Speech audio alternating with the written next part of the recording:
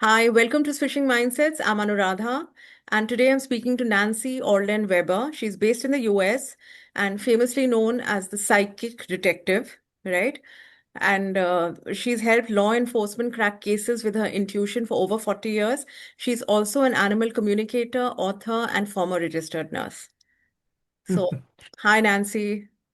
Oh, hi, Anna, and thank you for having me on. This is lovely. I'm so glad. I feel the connection doesn't matter where we live, does it?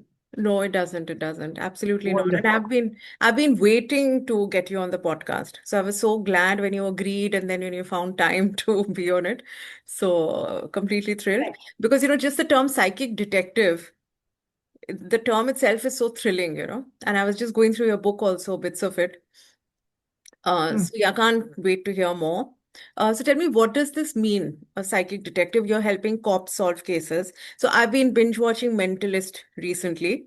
You must have seen those shows. I loved it. I Yeah, have I rewatched it. yeah. Yes, Okay. yes. I watch all of those. As long as they're not real, though.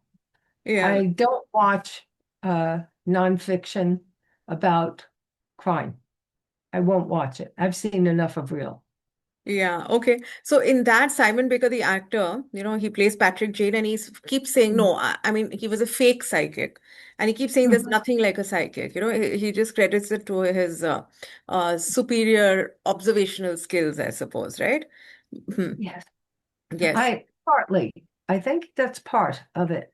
Yeah. Being a psychic investigators, psychic detective, the reason we call it that is because I do work with detectives as part of the team, and I have been given two badges in my life. One I handed back and one I kept. Oh, tell us about that. Why did you hand it back? And why did you keep that? That was the first one. And I lived in a town called Mount Olive, and I worked a lot of cases. And in between all of it, up came the current chief. I think there were three chief of police in a row, corruption, different things, crazy. And so this second one, I think it was, or third, I can't even remember, he was accused of theft of whatever, furniture and stuff or whatever. He didn't pay, and it was corruption. And I had a badge because I was given 6-week training at the police academy for being an auxiliary, so I could wear a uniform, which I hated, and said one time, and that was it, handed it back. I kept the handcuffs and the billy club. I refused the gun. So he called me into the office and he said, "You're the reason they're investigating me." And I said, "It's about the only time I'm not the person who investigated anything." With the chief, because I worked with the chief of detectives primarily, and then a couple of others. And he looked at me and he said, "Well, I really don't think." So I just took the badge. I said, "Here, it's yours. I don't want it." And he was Yeah. then fired. Oh, But he always thought it was me. okay. But did you No, know that was going to happen to him? no. Okay. Um, no, I didn't. I know he was fair most of the time. Okay. And what makes a person do something out of the ordinary for their world, you know, where they suddenly step out of the way they have been doing things. Sometimes I believe, having known my own life and many others who may be watching you, maybe, that after immediate trauma sets in, kind of shock, and then sometimes we do things very unexpected to mm, try and regain the balance, but it's pretty hard right after trauma. Yeah. And so I assumed that something was going on with his personal life. Generally, he was a really fair-minded, kind, and he was willing to step into a role that was very unusual, where he offered me training, offered me a uniform, gave me a badge at a time where this is 1979. Okay. It wasn't common then by Yeah, yeah, of far. course. Yeah, Yeah. yeah, yeah. That's So wonderful. that's, So, a lot of empathy I can see that you have for people. Yeah. but the book, The Life of a Psychic Detective, has my actual badge that I kept. Okay. Oh, yes, I love it. It's in my police wallet that was gifted to me along with the badge. That's my wallet. I won't I won't use any other wallet. It's Yeah. my not only memories, but the man who gave it to me is on the other side now. And it's my way of always remembering how we experience some very wild, crazy things. Yeah, that's lovely. And so tell me, first of all, how did you start and are you still doing this? Yes, so I'll go Okay. backwards. Yeah. The way I am doing it now are twofold. One, I educate both seasoned psychic investigators who aren't always associated with law enforcement. They can be, but many of them are not. And I have a detective or two or three that come on also and train with me. So that's one path because I love passing it as a legacy. This is what I've learned, and maybe if any of it can help somebody, go for it. The other one is when I am called in, and I have it on my website that no, I will not just do a crime case that you're interested in, but have no association with. Your heart is in it. And I get that, but I'm one person. And what we see on TV and the documentaries I've done and others have done is a half hour is 22 minutes, the way we do it here with all our commercials in between. And the other one is 1 hour, which actually is 44 minutes. And there's very few cases I ever worked that were just that much time. Most of them took either hours, days, weeks, months, or years. Okay, so it's And not so, instant, but what I was reading in your book, no, sometimes you just get visions, right? Of where, what is, and what's happening. well, it depends. I get the visions. I also get words. Just like when we have what we'll call intuition, sometimes we just have a knowing, right? And sometimes I get a scent, a smell. And sometimes I, all the different senses, because to me, the word psychic is an interpretation of the Greek word shikaiko and psyche, the myth and the Yeah, goddess. And they translated it because it means essence or soul. And so English is psychic, but it should mean essence or soul, right, right? right. And so we have the same senses our soul has. We have it physically. It's a container. Yeah, I look at it and I look at, if I make Ganesh, one of my favorites, okay. and I look at that and I see the belt and I see it going up towards the heart chakra. Okay, And I think the wisdom is everywhere. So it's not one sense. Sometimes I don't see anything, and sometimes I see everything. I never know. Sometimes it's a feeling, but it's so strong, it's visceral, everything. So early on, I was born with being able to see the other side, and I know that, but I never called it that. I want you to look back at your childhood for a moment. yeah. Anything.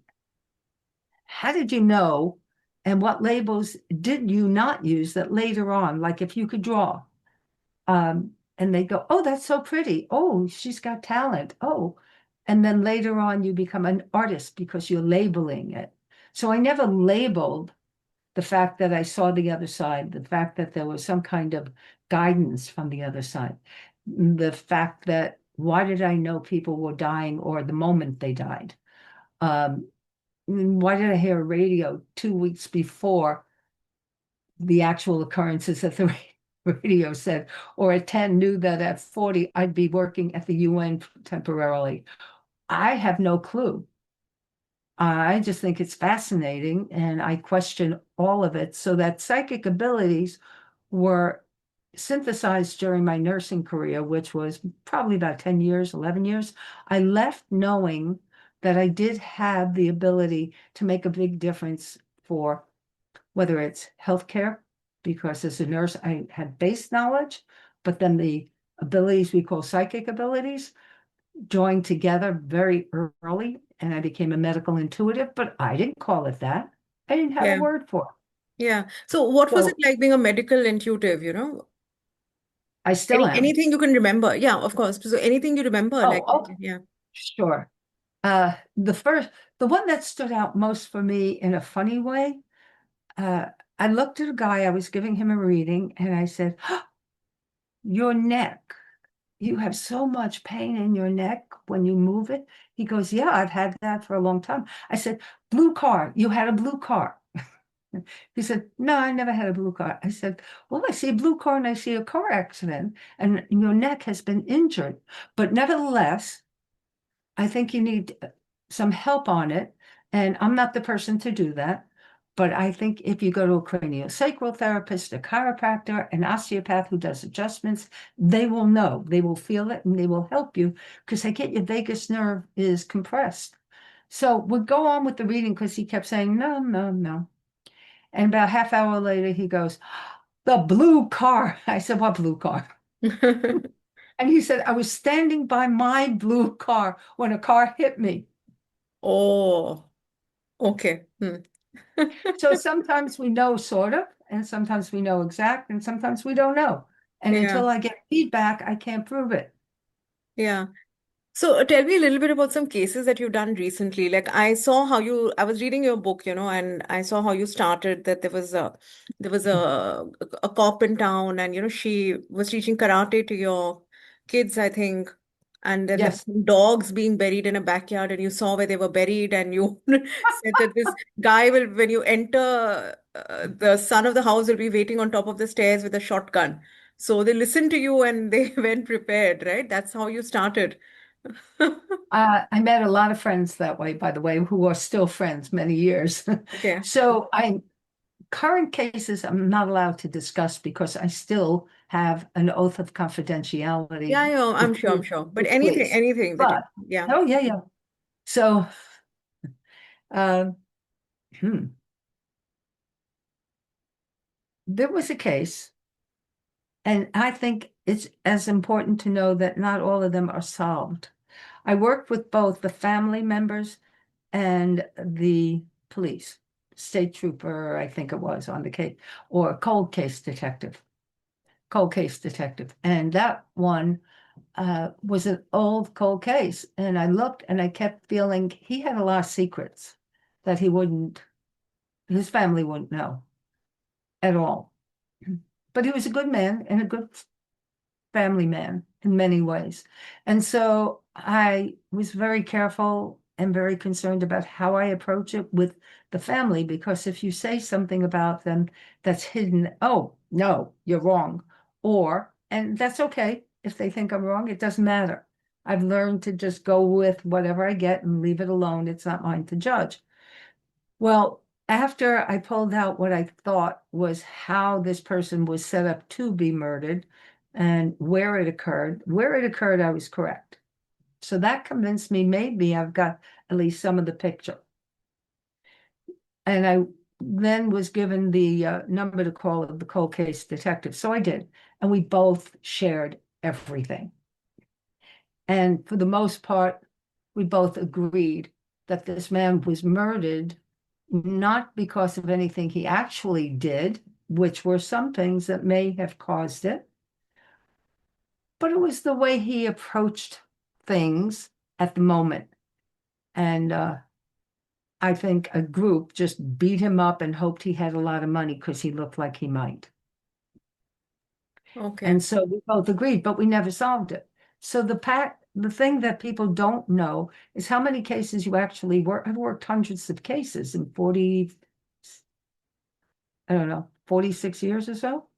And I don't know half of them. In one, there was a detective who contacted me, and it was about a man whose religious pursuits or whatever made it very odd that he committed suicide. So he asked me what I need, and I said, I need to go to the scene where you found him. So we drove about an hour and a half away from me, something like that, 2 hours. And I walked in.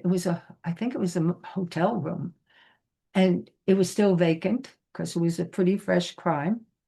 And I looked at everything and I said, nope, he didn't kill himself. And he goes, well, tell me more. And so I gave him whatever details I could because it's still private. I'm Yeah. still under the oath.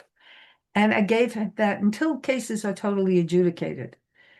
The medical examiner could not rule. It was undetermined, but it appeared to be suicide. And so about 2 years, 3 years, 4 years go by. And I'm on LinkedIn the very few times I ever go on it. I don't know why, but it's just not it's too professional for me. Yeah. And the detective sees my name and he contacts me and he goes, I can't thank you enough for doing that. We were able to pursue that and tell you you were right. It was murder. And that's what I thought. And that's why I contacted you. But ask me if I remember the name. No, I didn't take notes after a while. I took notes maybe the first 10, 15 years, and then it was whatever you need. If I can give you any help, fine. Sometimes they let me know. And I don't know if it's in the book, the one with uh, federal agents. Okay. There was Oh, one I was reading just now about a serial killer. which one? There was a serial killer. Oh, that one. Oh, Yeah. okay. You Yeah. want to know? Okay, so an odd follow-up piece to a serial killer case in which while working it, I had said, wait a minute, the investigating prosecutor never did a homicide. What? This was his first case? That's crazy. And they didn't know. The two task force members, the two detectives I worked with, had no clue. They didn't know because the investigating prosecutor would not talk with them. And then when he saw I was with them, he'd never talk with them.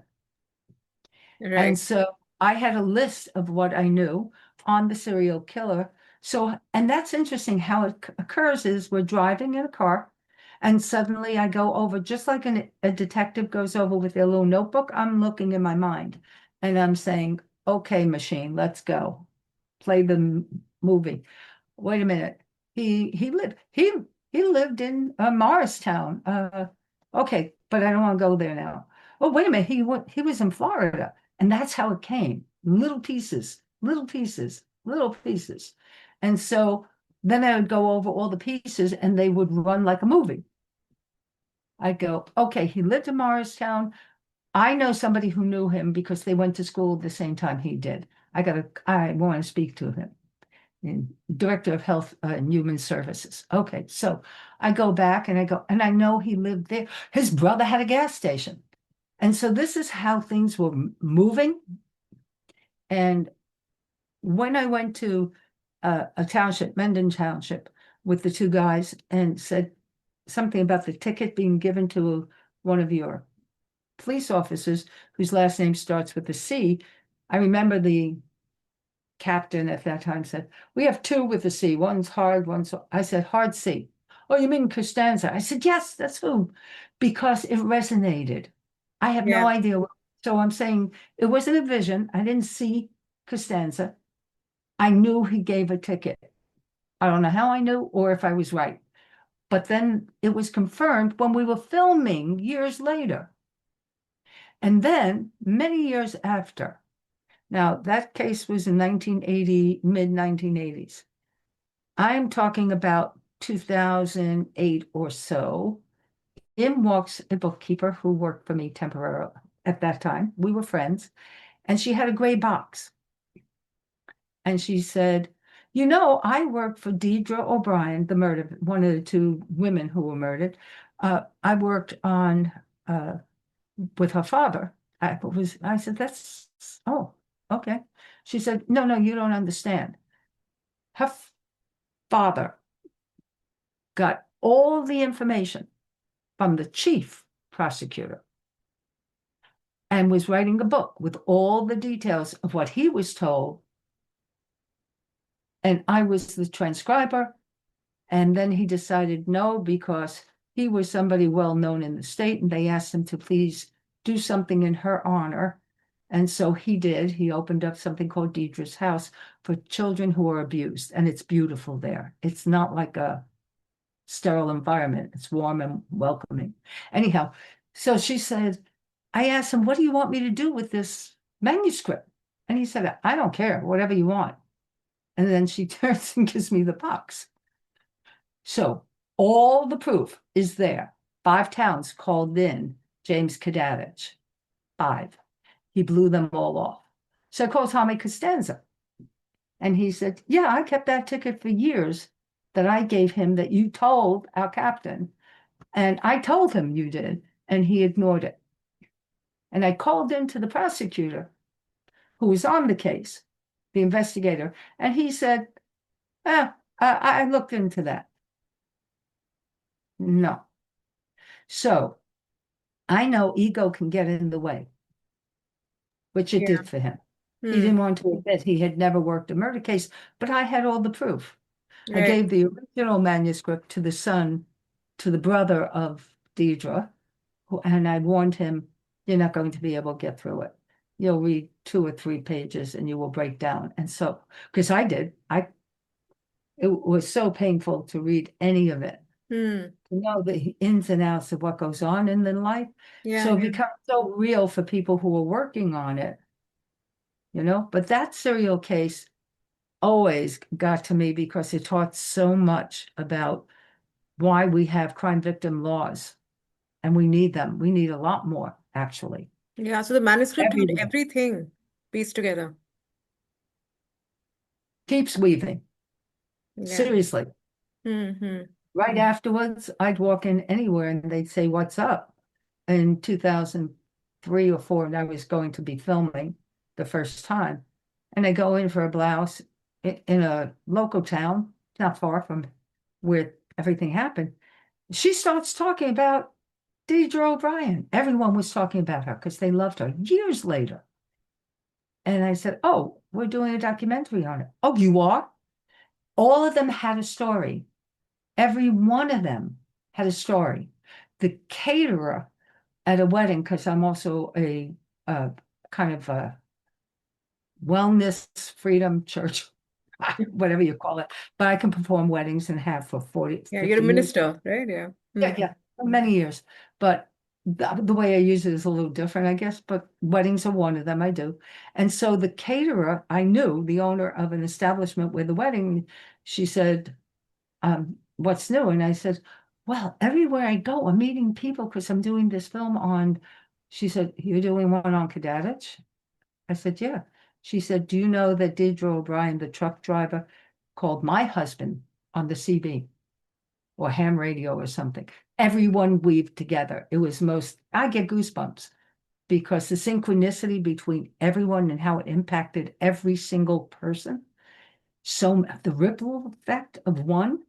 Yeah. So we look at all that. Um, it's both shocking and teaches us everyone's really wireless. Everyone's connected. I don't care who you like, don't like. You have to love the soul of all life. Yeah. But you got the guy, right? In the case. Mhm, Hmm. mhm. Well, we don't know. I mean, I don't know. They claim, and Yeah. documentaries, they claim anything, but the prayer I did at the very end, when I was so annoyed that nothing was moving fast enough and that he was coming out to kill more, and he was. He tried to run off two of her sisters after that during the time where I'm waiting for an answer. That's all in the manuscript. Yeah.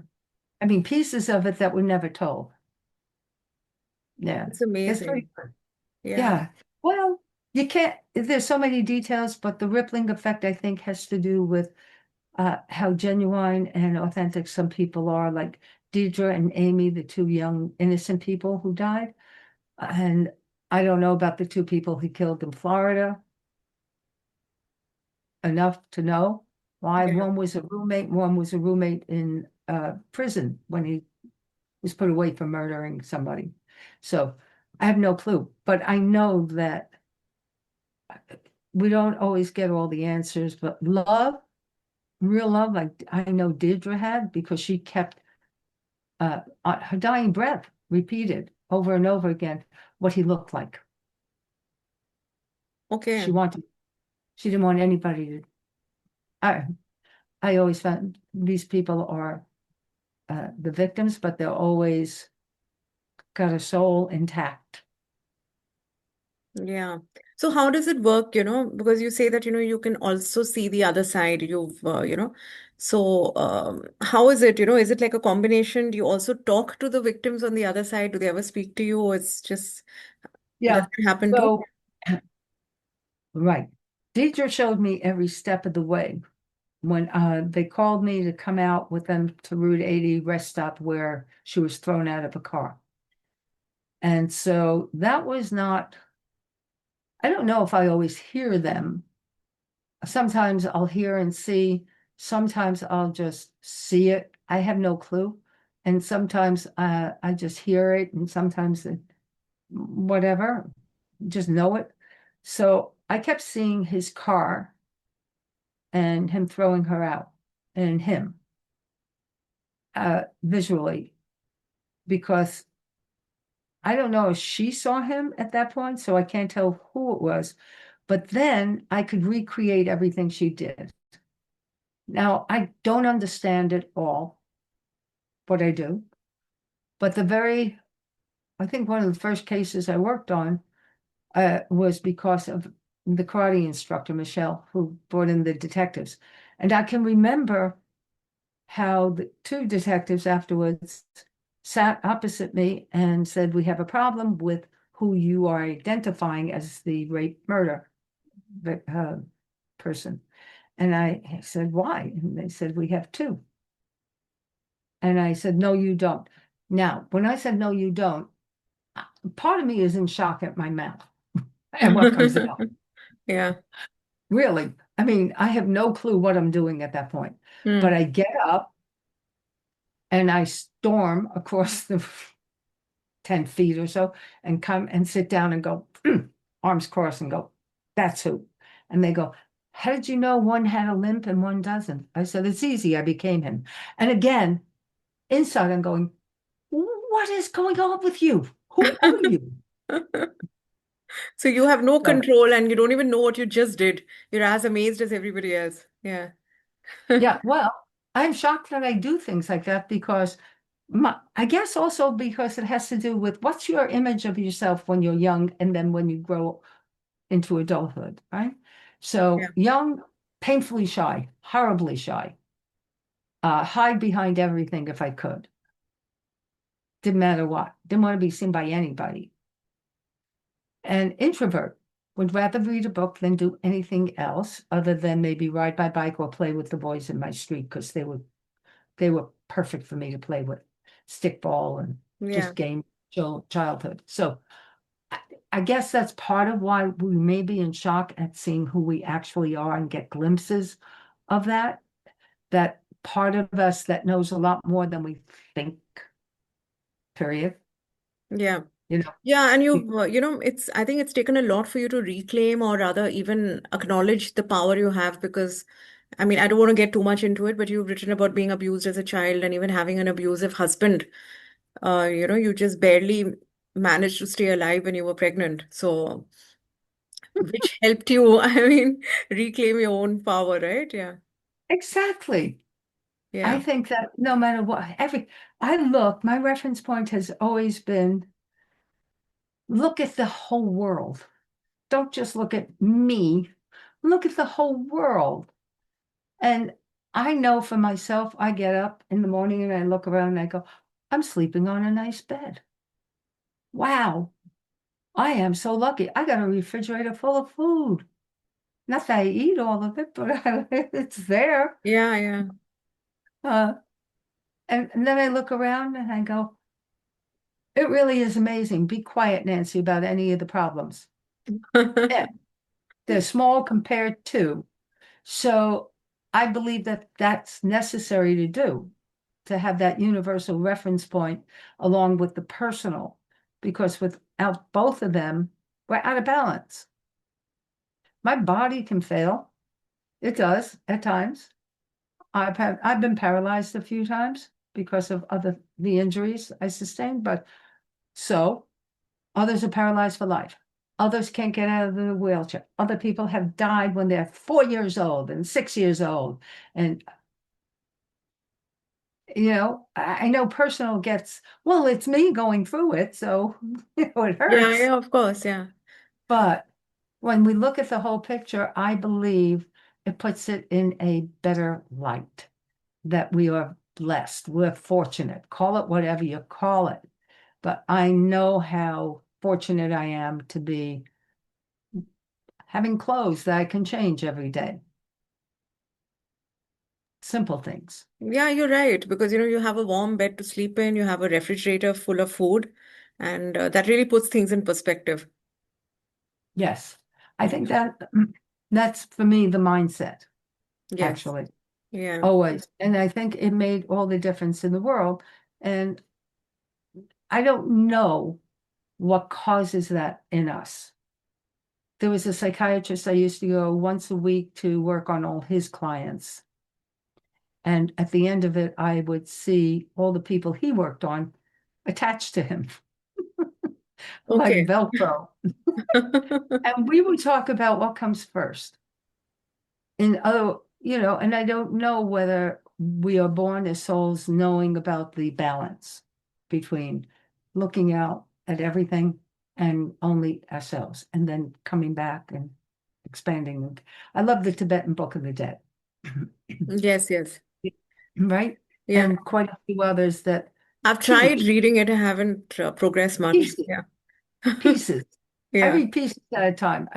That's not a book of it's like anything else. There are some that are easy read, but they're not accurate. But Tibetan Book of the Dead tends to be more educational for me in pieces, little pieces, Yeah. right? Right. So Yeah. Tell me, as this just a, I mean, we talk about death and we're all afraid of death. And I always wonder, when people can communicate with spirits or see on the other side, how do you view death? when I was little, really little, I had a being I saw on the other side who would tell me what I was seeing, like a baby in the belly. I didn't know it was something, but it was in the belly. And next thing I hear is that's a baby by a male voice. And he was with me for 13 years and then at 17 again, and then nothing until 31, where he said, I am your teacher. And I went, well, we'll see. I question everything. Yeah, I yeah. don't know. So, I don't have answers. But mediumship to me is something that is a very natural process when we get out of our way. We're souls. We connect soul to soul. So what's a soul? Whether with a container or without a container, what's the difference? There is Hmm. really no difference because in that kind of communication, you're using your brain only for its electrical magnetic light wave activity that matches the rhythm if the other being on the other side, whether I've spoken with dogs, and I think the sweetest one I remember, I thought, oh, this is going to be goofy. This woman really loves her dog and he's passed and I'm with her. And she was sweet as can be and nice. And I thought, okay, no judgment, just do the work, put everything aside, do the work. Next thing I know, I believe the dog is telling me how he loved the costumes she put on him for everything. Oh my God, I had so much fun with all the costumes. I'm going, okay. So I turned to her because I made a promise that whatever comes through, I'm going to say. And then whatever. If Yeah. I'm wrong, I'm wrong. If I'm right, I'm right. And so I tell her, and she goes, one moment. She goes to fireplace mantle, comes back with a little album. I open it, and I get goosebumps every time I think of it because every photo was of a different costume, and he's smiling, literally going. How cute. So the dog enjoyed it too. Who would Yes, who would think isn't that? that Yeah. Yeah. right? But one of the most beautiful ones I remember is a very dear friend, Irene's daughter Carly, had a rare form of cancer and died at age 24. Brilliant woman. I knew Carly. I performed the second wedding for her mom, and her mom's sister is my oldest friend here, that 45 years or so. We're very close. So one day, Irene's on the board for Helping Parents Heal. It's an international nonprofit started by a couple who lost their son. And every one of them, free talks, table, kitchen talks, convention, beautiful and helpful. And some people, because of the loss of children, become mediums for themselves to relate to their child. And I love that. So one day, all of a sudden, Carly comes to me, as she did right away when she died. And I had told Irene, etc. So she comes to me and she's talking about her red dress. I go, oh, I don't see it. She's just chatting with me. So I pick up the phone and call Irene. And I go, Irene, I just got a message from Carly. She loves her red dress. She said, I've got it in my hands right now, the photo of her in the red dress. So I think we can all do it personally. Yeah. I think we get we make it hard. Just like we Yeah, I can was make going to our call this lives a hard. coincidence, but I guess there are no real coincidences, right? It's not really a Co-incident, coincidence. Yeah. co-incidences, Yeah. right? Right. Synchronicity, as you said in the beginning. Yep. Yep. Yeah. Exactly. Yeah. Yes. Yeah. Another line I read in your book, it says when a psychic looks at time, it's different than when we are in the normal thinking mode. And what is a long time? So I found this kind of interesting. So what do you mean when you say that? Like, how do you look at time?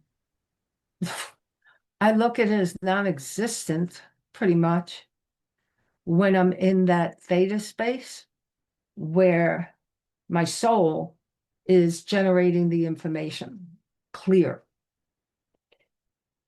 When I was 10, I thought I was not 10 for 3 days, only at a certain time, about 3 o'clock in the afternoon when I was let out from school, stood on the corner, would not go home with my friends. They said, what are you doing? I said, I'm waiting for the limo to take me to the UN. I was in trance. I didn't know it. Of course, everyone, when they reported it finally, thought I was crazy. Who Yeah. wouldn't? Right? Yeah. But I wouldn't, I remembered it only because at that time, when I get out of it, I go, huh, why aren't they picking me up? And then suddenly I would just be Nancy, 10 years old. Yeah. What's that? Age about 40. I'm in New Jersey. I meet a man, John Downey, who is a friend in the circle of holistic well-being kind of things, an environmentalist and all that. We were all the same circle. And he calls me one day and he said, hey, we're starting something called World Day, uh, a committee, and it's a non-governmental organization, and I'd like you to join. Would you do that? I said, are you in it? He said, no, I want you in it. I said, okay, I'll do it. Not thinking anything. I had not thought about my 10-year-old ever, that I Yeah. remember, right? And I had a dear friend, Phyllis, who's on the other side, and we spoke every day while she was here, and we continue. But while she was here, she's asked me what's new. I told her, and she said, oh, I have a friend, Brian. He would love to be part of that. I said, sure, he can come with me. She said, he'll pick you up. I said, great. Right. Brian picks me up in a limo. He owns the company. He drives to the UN. I stand outside looking at the flags and go, how did I know that when I was 10? So I read Stephen Hawking's book long ago, Brief History of Time. And I went, oh, brain jam, just total brain jam. In other words, I have no clue. Yeah, but that's so interesting. You just, when you were 10 years old, you kind of just showed up and you were waiting for the limo. And it was just meant to happen, chronologically a little later. But Right. It just, yeah. it was, in some ways, I believe in everything has seeds Yeah. It's like that telling are yourself, oh, planted. that's not today. I got the day wrong. It's like that. Thank you. Yeah. That's how I feel about quite a few Yeah. of the supposed gifts told to me about the future. And I'm going, why? That's not a gift. Why are you telling me that? I don't want to know. Go Yeah. away. Yeah. But So, can you stop these things? Can you control it or it just comes to you? Can oh you shut no, it off, turn it on? Hmm. it used to just come. Yes. I think that's the whole point because whether you believe it or not, you've had your own direct knowing, I'll call it, right? Yeah. And Yeah. sometimes you'll have your visions, and sometimes you'll think you, and it happens, and whatever. Intuition strong in you, intuition strong in a lot of people, and we dismiss its veracity in other ways. But it's a hint that everybody's doing this. We're all wireless, right? I don't know. I like that. We're wireless. Yeah. Oh, We're picking up everything's signals. wireless. Yeah, we're always picking up signals. I think that's part of what trauma also does is strengthen the signals of attempting to put everything together quickly to know the unknown, right? Yeah. And it is becoming very comfortable for me and has been for a long time knowing you don't have all the answers and you never will. Yeah. To be And that's comfortable with okay. that. Comfortable with Right. knowing and not knowing in your case. Well, I think of it always as sculpting. You're chipping away what doesn't work. So I can control it only because I decided when I was left nursing, and so much had happened so well there in terms of knowing. Last job was running a psych unit, experimental, very few drugs ever. Um, Didn't do that. I was free to do what I wanted, and I did. I can break hallucinations fast. I could see right through them, what they were, and it was useful.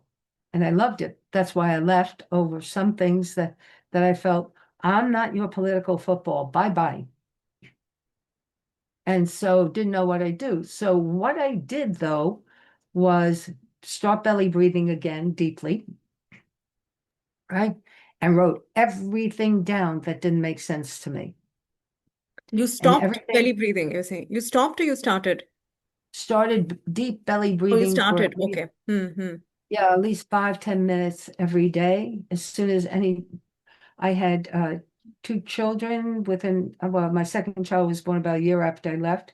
And I just laid there and said, quiet, be quiet. And when I saw a newspaper that the Beatles were bringing a guru for meditation and they were laughing at it, and I said, yeah, give him 5 years. Nobody's going to laugh. You're all going to cry and say, I wish I knew how to do that. And so I did my own because I didn't know anything. I didn't have any money. And so I lay down and told the universe, thank you, and just chilled out and deep breathed. And next thing I know, I started realizing that, okay, if I can do what I did before, now I can control it if I know my mind is just a machine. That's all it is. Yeah. And so I started inputting what I wanted. And I started looking and creating visions of releasing the shadows, like Carl Jung would say, the shadows, the hidden fears, and knowing that underneath fear is everybody's beautiful. Everybody's got power. Everybody's a soul. And I went with that as my belief system, trained it.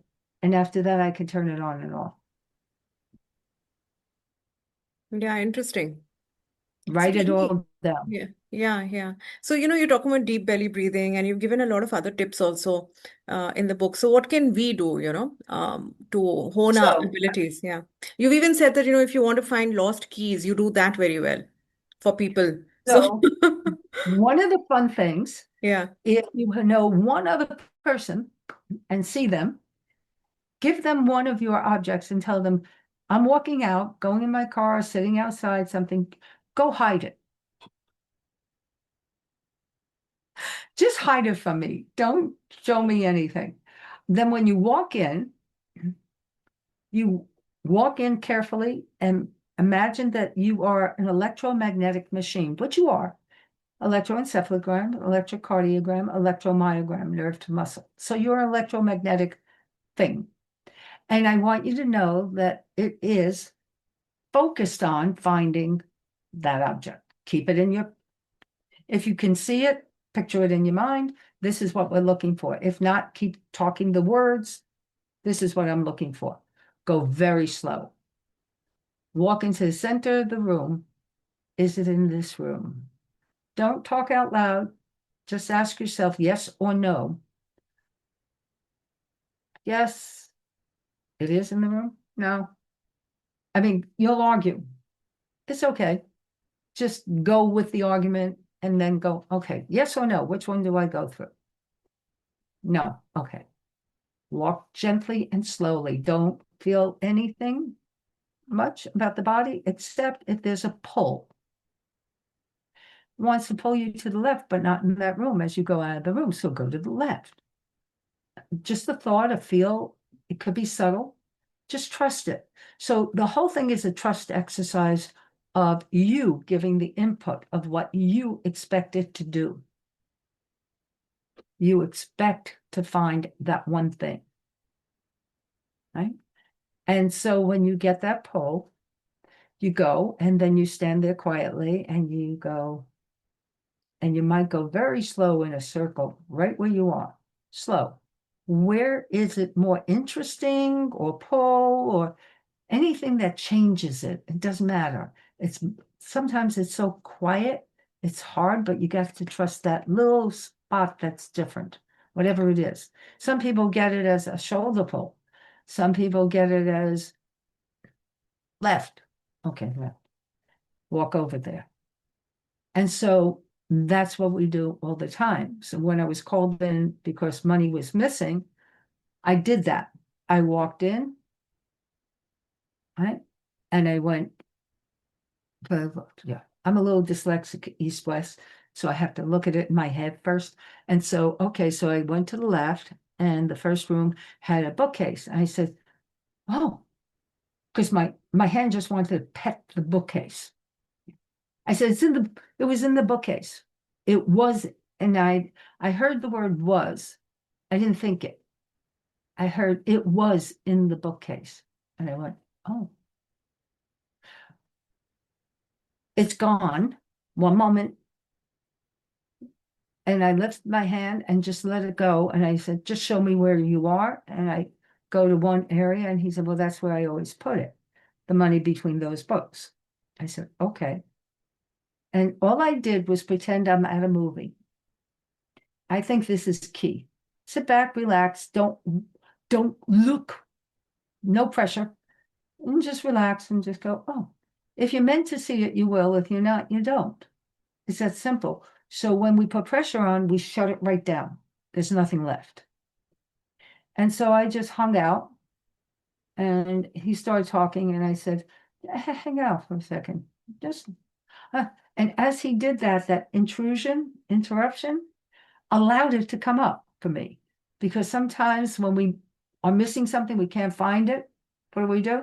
We go do something else and, oh, I remember where I put it. That kind of thing, right? It's the same thing, just applied a little differently. So I saw a kid with a cap about 16, 17, and I said, wait a minute. You have a housekeeper. She has a son. She told him no to something. He wanted the money for what he did. That's where the money went. And it was. Yeah. So it is a combination, I think, of the more you relax, the better off you are with it. The less pressure you put on yourself, the more, yes, it's easier, but also you don't judge so much and get used to knowing that being not wrong, but it's not true, at least proven out at the time. Doesn't mean it's wrong or right. It just means that's what you were supposed to get, and leave it alone until there's more. So to be comfortable with it gives you more control. Switch on and off. Yeah, that Got makes it? sense. Yeah. And what you're saying, like so many times when we're thinking of something, it doesn't come to us immediately.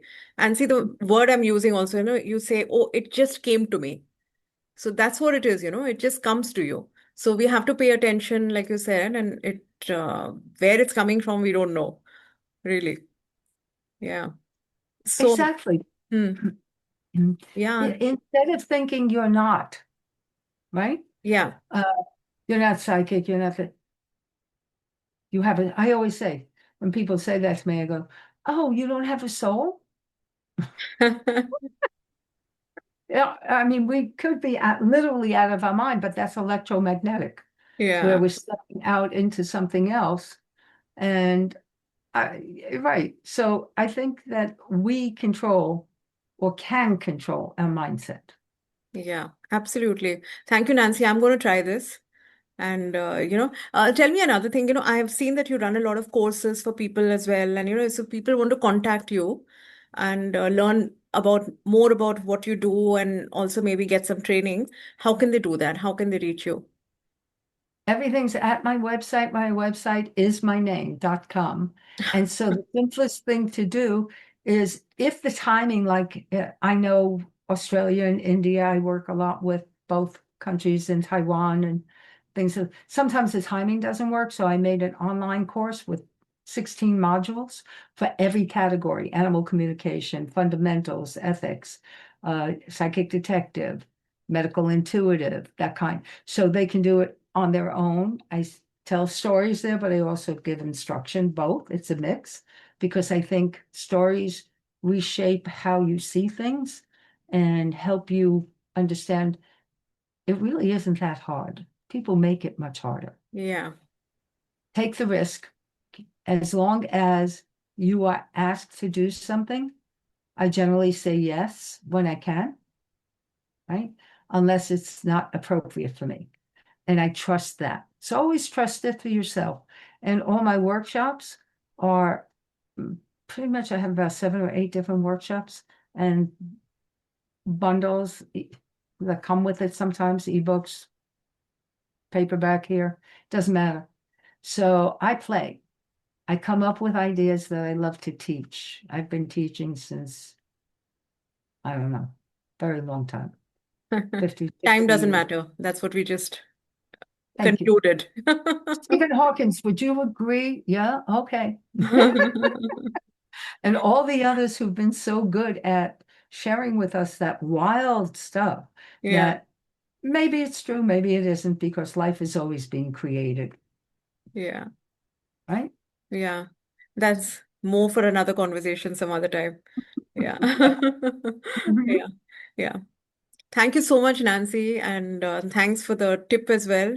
I'm sure people will, get a little confidence now. Whenever they lose something, they can try out, what you've shared with us.